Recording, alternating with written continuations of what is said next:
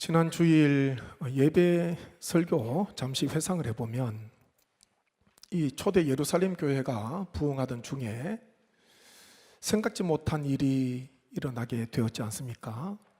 그것은 과부의 구제로 인하여 헬라파 유대인들이 히브리파 사람들을 원망한 것입니다. 12사도는 이 원망의 문제를 그냥 방치하지 않았습니다. 이 문제를 해결하기 위해서 모든 제자를 불러서 너희 가운데서 성령과 지혜가 충만하여 칭찬받는 사람 7을 택하라 권하지 않습니까? 온 교회가 사도들의 말을 기뻐하여 성령과 지혜가 충만한 사람 7을 택하게 됩니다. 그리고 그들을 사도들 앞에 세우게 되는데, 그때 12사도가 택함받은 7사람에게 가장 먼저 한 일이 있습니다. 오늘 읽은 말씀 5절 말씀 보시면은 온 무리가 이 말을 기뻐하여 믿음과 성령이 충만한 사람 서대방과 또 빌립과 브로고로와 니가노로와 디몬과 바메나와 유대교에 입교했던 안디옥 사람 니골라를 택하여 6절 같이 읽습니다. 사도들 앞에 세우니 사도들이 기도하고 그들에게 안수하니라. 아멘. 택함 받은 자들에게 12사도가 가장 먼저 한 것은 뭐였습니까? 기도와 안수였습니다. 이 안수는 구약 성경 전통을 따르는 것인데, 대표적으로 보면 모세가 후계자 여호수아를 임명할 때에 회중 앞에 여호수아를 세우고 안수를 하거든요. 그래서 이 안수는 임명, 공포, 지도자 이 모세 자신의 지도력을 이제는 후계자 여호수아에게 이양해 주는, 넘겨주는, 그것을 회중 앞에서 공포하고 임명하는 그 의미가 담겨 있는 게 안수거든요. 그런데 이 안수는 1회입니다. 인생 가운데 이따금씩 하는 게 아니라, 수시로 하는 것이 아니라 한 번이에요. 여호수아가 모세로부터 안수받은 것 한 번입니다. 택함받은 7사람 사도들에게 안수를 받았는데 이것도 한 번이겠죠. 더 이상 안수받았다는 그런 기록이 성경에 없습니다. 기도와 안수를 하였습니다. 이들이 맡은 사명이 있지 않습니까? 이들이 무슨 일을 맡았는가? 3절 말씀 같이 읽습니다. 형제들아, 너희 가운데서 성령과 지혜가 충만하여 칭찬받는 사람 7을 택하라. 우리가 이 일을 그들에게 맡기고. 아멘. 이 일이 무엇입니까? 원망의 일이에요. 헬라파 유대인들, 히브리파 사람들을 원망하는데, 이 문제, 이 원망의 문제를 조속히 해결하는 것, 그리고 더 나아가서 구제의 사역을 하면서 예루살렘 교회를 평안히 든든히 세우는 것, 그것이 7사람에게 주어진 사명이었다는 것입니다. 주의 일을 감당하는 일꾼에게, 직분자에게 기도는 가장 중요합니다. 기도 없이 사명 감당 못합니다. 기도할 때 성령께서 조명해 주시거든요. 불을 밝혀주세요. 아무리 시력이 좋아도 3.0, 5.0이라 하더라도 빛이 없으면 볼 수 없습니다. 빛이 있어야 돼요. 그래야지 사물을 밝히 분간하게 되고 또 일을 할 수가 있는데, 하나님 앞에 기도하게 되면 성령께서 조명해 주세요. 어두운 눈을 밝혀주십니다. 하나님의 뜻을 깨닫고 주의 일을 할 수 있도록 성령께서 도와주시는 거예요. 기도하는 자에게. 12사도 앞에 세워진 7 일꾼들, 택함받은 사람들, 사도들은 이들에게 가장 먼저 기도하고 안수하였습니다. 기도하면서 하나님 능력 주세요. 이 문제를, 이 일을 잘 지혜롭게 해결할 수 있도록 하나님 은혜 베풀어 주세요. 이들을 하나님 세워주세요. 이들과 함께 해주세요. 하나님께 맡기는 기도잖아요. 안수하면서 온 교회 회중들 앞에서 임명을 하게 됩니다. 택함 받은 자들 공포하게 되고 임명을 하게 되는 것입니다. 안디옥 교회가 부흥할 때에 성령께서 명을 내립니다. 바울과 바나바를 따로 세우라. 첫 선교사로 파송을 하게 되는데, 이 바울과 바나바가 안디옥 교회에서 얼마나 중추적인 그런 사명 감당했습니까? 근데 성령의 지시하심을 따라서 안디옥 교회가 두 사람 바울과 바나바를 첫 선교사로 보내게 되는데, 그때 안디옥 교회가 무엇을 했나? 그것은 당연히 기도지요. 사도행전 13장 3절 말씀 보십시오. 함께 읽습니다. 이에 금식하며 기도하고 두 사람에게 안수하여 보내니라. 아멘. 여기도 보니까 기도와 안수가 나옵니다. 보니까 금식하며 기도했다.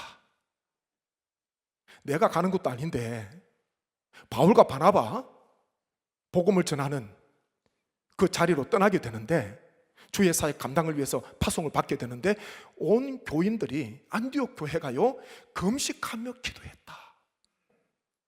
금식하며 기도한 거예요. 얼마나 영적인 전쟁이 있겠습니까? 영적인 악한 영들의 방해가 있겠습니까? 복음이 전거되는 곳에 얼마나 많은 회방이 있겠습니까? 다른 걸로 되지 않는 거예요. 하나님께 기도로 맡깁니다. 금식하면서 하나님, 바울과 바나바를 하나님께서 인도해 주십시오. 마치 이리 속으로 들어가는 양처럼 그런 상황 속에서 하나님 앞에 온 교회가 금식하며 기도하고 두 사람을 보냅니다. 시간이 흘러서 사도 바울이 예루살렘으로 상경하는데, 그 길은 우리 주님께서 예루살렘에 올라가는 길과 흡사합니다. 고난의 길이었거든요. 예루살렘에서 바울을 기다렸던 것은 결박과 환난이었습니다. 바울도 그것을 잘 알고 있었습니다. 올라가던 중에 전에 수년 동안 목회했던 에베소 교회 지도자들을 가서 만날 수는 없고 올라가야 하는 일정이 있으니까 밀레도 항으로 에베소 교회 지도자들을 초청하지 않습니까? 그리고 거기에서 마지막 만남을 가지게 됩니다. 그때 에베소 교회 지도자들 바울의 말씀을 듣게 되는데, 바울은요 교회를 잘 세우라는 것입니다. 사나운 이리가 들어오겠지만은 깨어서 주의 교회를 잘 세우도록 부탁하였고요. 그리고 에베소 교회를 은혜의 말씀에 부탁합니다. 말씀에 맡기는 거예요. 그리고 난 뒤에 에베소 교회 지도자들 그리고 사도 바울이요 무릎을 꿇고 그 자리에서 기도하지 않습니까? 말씀 보시죠. 사도행전 20장 36절 말씀. 이 말을 한 후 무릎을 꿇고 그 모든 사람들과 함께 기도하니. 아멘.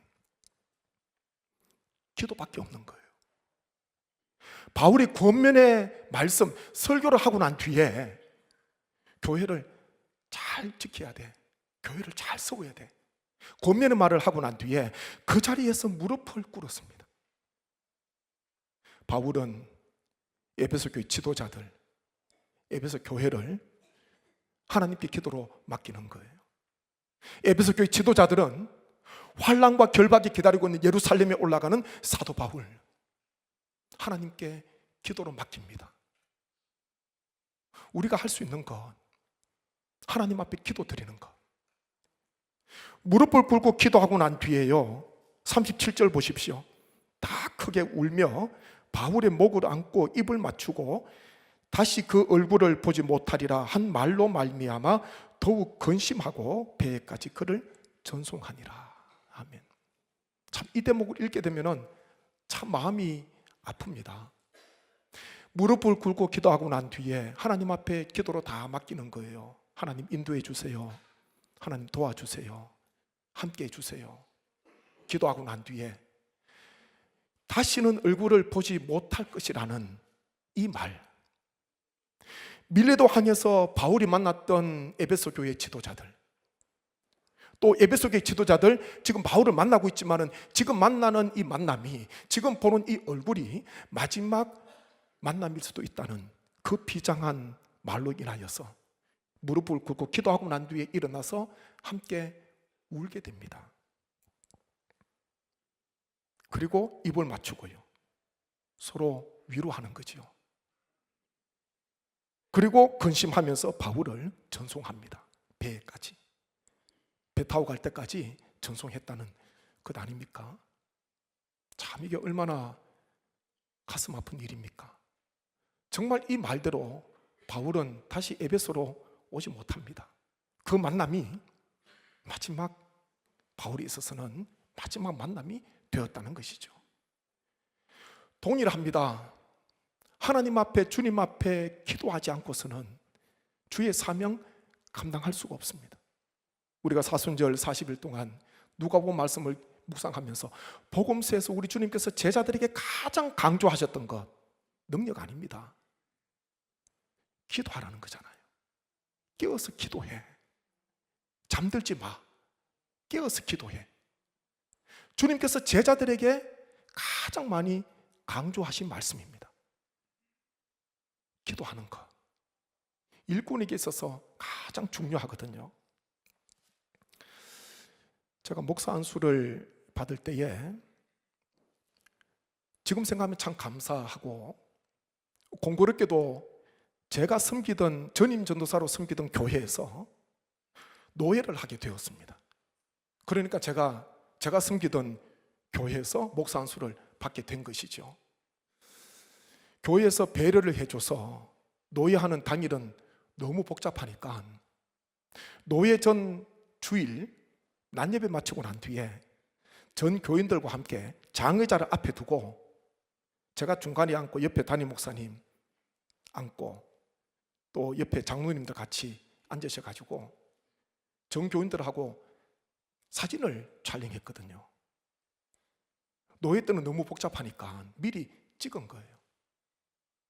그때 제가 교우들에게, 주위 사람들에게 가장 많이 들었던 인사는 축하합니다. 그런 인사였습니다. 축하합니다. 저도 그런 줄 알았어요. 축하합니다. 그리고 저도 혹 목사 안수 받거나 항중직으로 임직하는 분이 계시면은 축하합니다.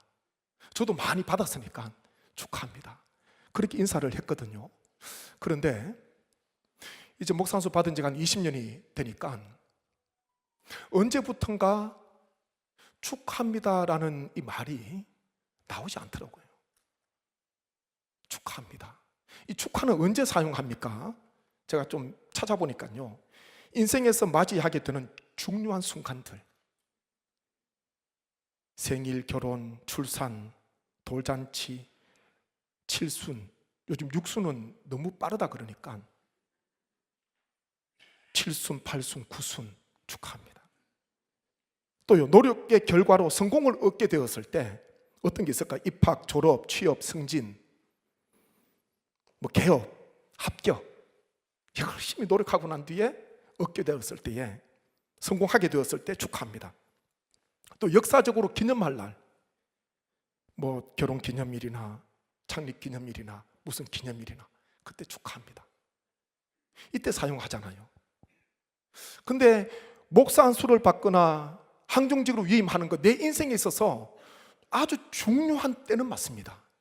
그런데 성공이 아니기 때문에 축하합니다, 이 말이 어울리지가 않더라고요. 열매를 거두는 게 아니에요. 수확을 얻는 게 아닙니다. 물론 교우들에게 신임을 얻어서 임직하게 되고 받게 되고 안수 받게 되고 그렇게 되는 것이지만은 열매를 거두는 게 아닙니다. 오히려 이제는 밭을 일구고 열매를 뿌려야 되는 시작입니다. 결승선이 아니에요. 출발선에 서 있습니다. 명예를 짊어지는 것이 아니라 명예 대신에 멍에를 매는 것. 멍에가 뭔지 아시죠? 멍에는 소가 일하기 위해서, 일을 시키기 위해서 멍에를 지우는 거예요. 수레를 끌든지 쟁기를 끌든지. 멍에 매지 않으면 소 일할 수가 없어요. 어떻게 일을 시킵니까? 명예가 아니라 멍에. 그렇기에 이제 출발해야 되고 멍에를 메고 있고 열매를 거두는 것이 아니라 열심히 씨를 뿌리면서 땀 흘리며 일을 해야 되는 사명의 십자가의 자리로 부름을 받았는데 축하합니다. 이것은 세상적으로는 맞을 수 있을지 모르지만은 신앙적으로 볼 때, 성경적으로 볼 때는 오히려 축하합니다 보다는 같이 한번 하시죠. 기도하겠습니다. 기도하겠습니다. 축하합니다 보다 안디옥 교회처럼, 예루살렘 교회처럼, 에베소 교회 지도자들처럼 함께 기도해 주는 거예요. 사명을 잘 감당할 수 있도록 제가 도와드릴게요. 제가 동력자가 되어 드릴게요. 힘들더라도 잘 감당해 주십시오. 신임을 얻어서 세워졌으니까 잘 감당해 주십시오. 그래서 축하합니다 보다는요, 기도하겠습니다. 왜냐하면 그 길이 콧노래 부르면서 즐겁게 가는 길이 아니거든요. 그래서 축하합니다 목상수 받을 때 많은 인사를 들었는데 사역을 하면 할수록 축하와는 거리가 멀구나. 그때부터 시작이에요. 어떻게 하면 주의 일을 감당할까? 어떻게 하면 주신 사명, 주신 직분을 사람 앞에서가 아닌 하나님 앞에서, 주님 앞에서 내가 감당할 수 있을까? 그때부터 시작이 되는 것이고요, 그때부터 출발이 되는 것입니다.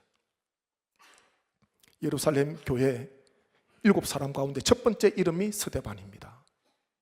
7장에 보게 되면 7장 끝부분에 스데반의 순교가 나오지 않습니까? 7사람으로 택함을 받았는데 스데반은 초대 예루살렘 교회의 첫 번째 순교자가 됩니다. 그 스데반에게 축하합니다 말할 수 있을까요? 말할 수 없습니다. 엘리 제사장 때에 이스라엘과 블레셋 간에 큰 싸움이 벌어졌습니다. 1차 싸움에서 이스라엘이 졌고요, 2차 싸움을 하기 위해서 당시 실로에 안치되어 있었던 여호와의 언약궤 법궤를 전쟁터로 가지고 옵니다. 메어서 가지고 와요. 제사장 홈리와 비느하스가 책임하에 법궤를 메고 옵니다. 이 법궤만 가지고 오면은 이길 줄 알았죠. 근데 2차전에서는요 1차와는 비교할 수 없는 대패를 당하게 됩니다.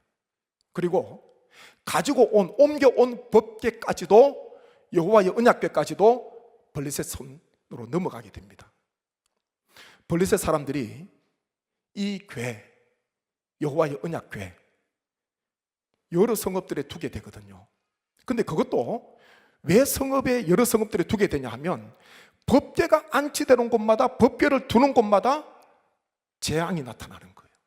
재앙이 일어나는 거예요. 그러면서 그것을 우리 성읍에 누가 원하겠습니까? 법궤가 온 날부터 재앙이 임하는데 다른 성으로 보내주세요, 가지고 가세요.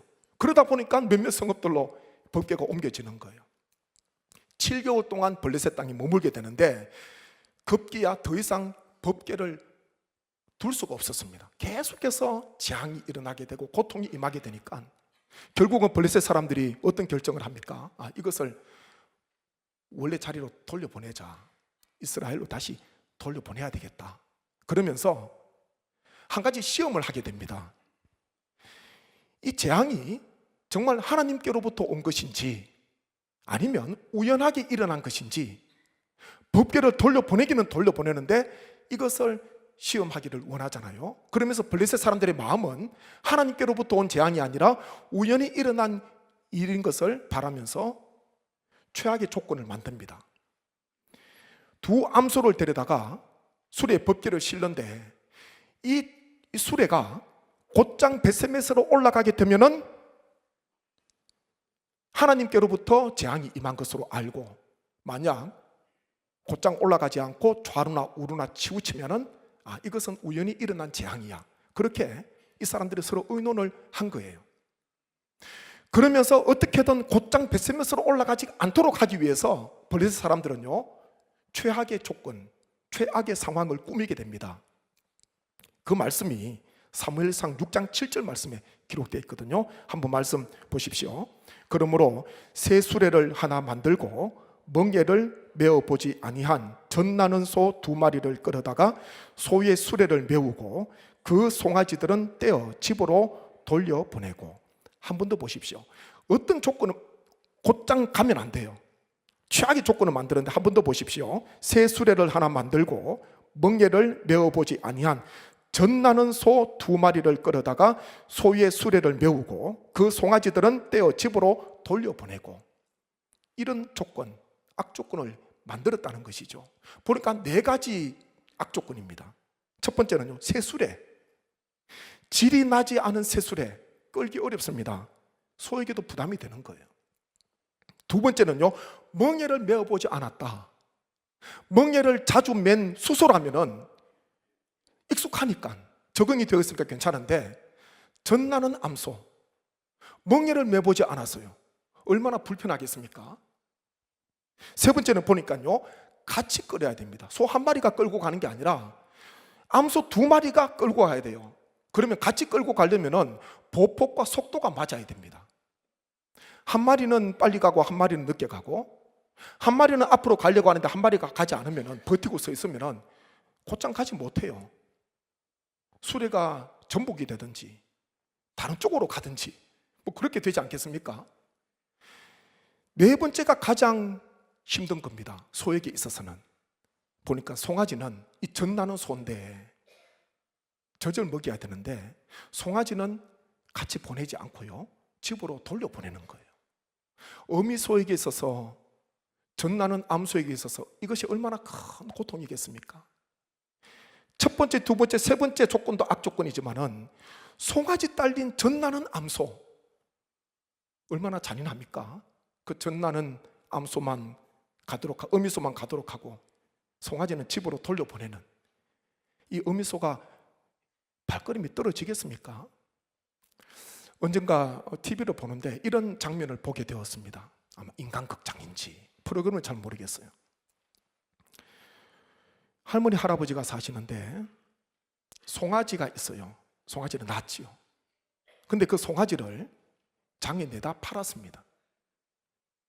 장에 내다 팔고 왔는데 그때부터 문제가 생깁니다. 어미소가 그때부터 여물도 먹지 않고 닭 같은 눈물을 흘리면서 울부짖는 거예요. 송아지는 이미 장에 팔았는데 할아버지가 와서 보니까 울면서 눈물 흘리면서 여물도 먹지 않아요. 기가 찰 노릇이잖아요. 어떻게 했겠습니까? 우리 성도님 같으면 어떻게 하겠습니까? 너는 울어라, 나는 잘 거야. 나는 밥 맛있게 먹고. 이 할아버지가요, 다시 장에 갔습니다. 그리고 웃돈을 얹어서 송아지를 사가지고 왔어요. 옆에 계신 할머니는 핀잔을 주더라고요. 저러다가 먹겠지. 그냥 가만 놔둬. 먹을 거야. 근데 할아버지는요, 그게 너무 마음이 아픈 거예요. 그래서 다시 장에 가서 다른 송아지 아니고 그 송아지, 웃돈을 얹어서 송아지를 끌고 왔는데, 송아지 오니까요, 송아지도 얼마나 좋아하고 어미소도 얼마나 좋아하는지 그때부터 울음도 그치고 여물도 먹고 그 모습을 봤거든요. 말 못하는 짐승도 그거예요. 이 젖나는 2 암소, 송아지를 뒤에 두고 벳세메스로 올라갈 수 있겠습니까? 그런데요, 놀라운 일이 일어납니다. 사무엘상 6장 12절 말씀 보십시오. 6장 12절 같이 읽습니다. 암소가 벳세메스 길로 바로 행하여 대로로 가며 갈 때에 울고 좌우로 치우치지 아니하였고 블레셋 방백들은 벳세메스 경계선까지 따라가니라. 아멘. 블레셋 사람들이 어떻게 되나, 이 수레가 어떻게 되나 뒤에서 따라왔던 거예요. 벳세메스 경계선까지. 근데 보니까요, 이 암소가, 2 암소가 울면서 벳세메스 길로 바로 행하였다. 성경은 그렇게 기록을 하고 있습니다. 울면서 2 암소가 올라간 거예요. 헌신의 모델 아닙니까?